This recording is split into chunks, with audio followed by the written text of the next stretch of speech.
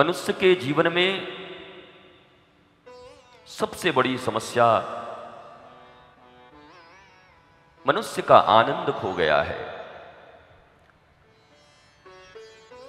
जीवन तो श्रेष्ठ मिला, पर कहीं न कहीं हम चूके, जिसके कारण जीवन के आनंद से हम वंचित हो रहे हैं। ऐसा ही भगवान के मन श्री नारद जी को भी एक बार लगा, भक्ति देवी से मिलन हुई, भक्ति के दुख को देखकर दुखी हुए, अपने ही अग्रज सनक सनंदन इत्यादि से उन्होंने उपाय पूछा। सत्कर्म के रूप में भागवत करने की आज्ञा प्राप्त हुई। दिव्य भागवत का रसधार सनक सनंदन के द्वारा ही बहाई गई। तत्पश्चात भक्ति, ज्ञान और वैराग्य प्रत्येक जीव के हृदय में विराजित हो गए। मनुष्य के हृदय में अगर भक्ति विराजित हो, ज्ञान विराजित हो, वैराग्य विराजित हो, तो गोस्वामी तुलसीदास जी की ये वाणी सत्य साबित होगी। ईश्वर अंश जीव अविनाशी, चैतन अमल सहज सुख राशि। उस सुख के लिए उन्हें अलग से कोई प्रयत्न नहीं करना होगा।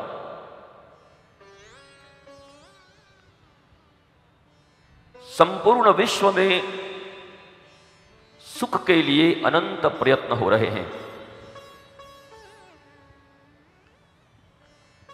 इन्वेंशन हो रहे हैं, आविष्कार हो रहे हैं,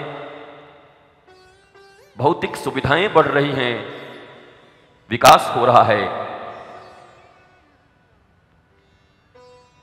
लेकिन एक विचारणीय प्रश्न यह है कि ये सब बढ़ रहे हैं और आनंद घट रहा है।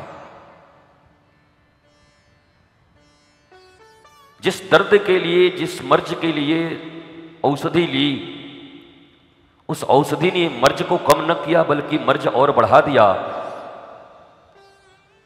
तो यह विद्वान, धर्मशास्त्र में प्रवीण, निपुण और संसार में जितने भी प्राणी अपने आप को विद्वान कहते हैं, श्रेष्ठ कहते हैं, मनुष्य श्रेष्ठ ही है। यह एक चिंतनीय विषय है। और दो बातें यहां निकल कर आती हैं। या तो मनुष्यों का मार्ग गड़बड़ हो गया, या तो जो प्राचीन ऋषियों ने शास्त्रों में जो कुछ कहा गया है वो गड़बड़ है।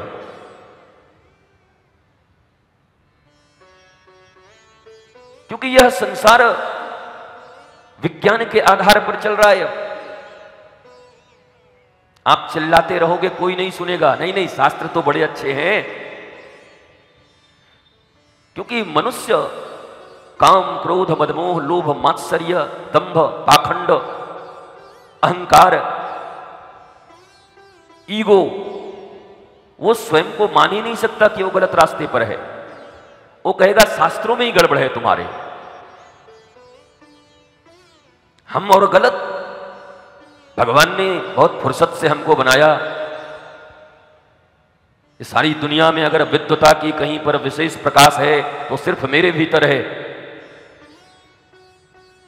साधारण से साधारण व्यक्ति और बड़े से बड़े व्यक्ति का वक्तव्य यही है, अगर संतों को छोड़ दो, विद्वानों को छोड़ दो, साधुओं को छोड़ दो, मनीषियों को, मुनियों को, ऋषियों को छोड़ दो,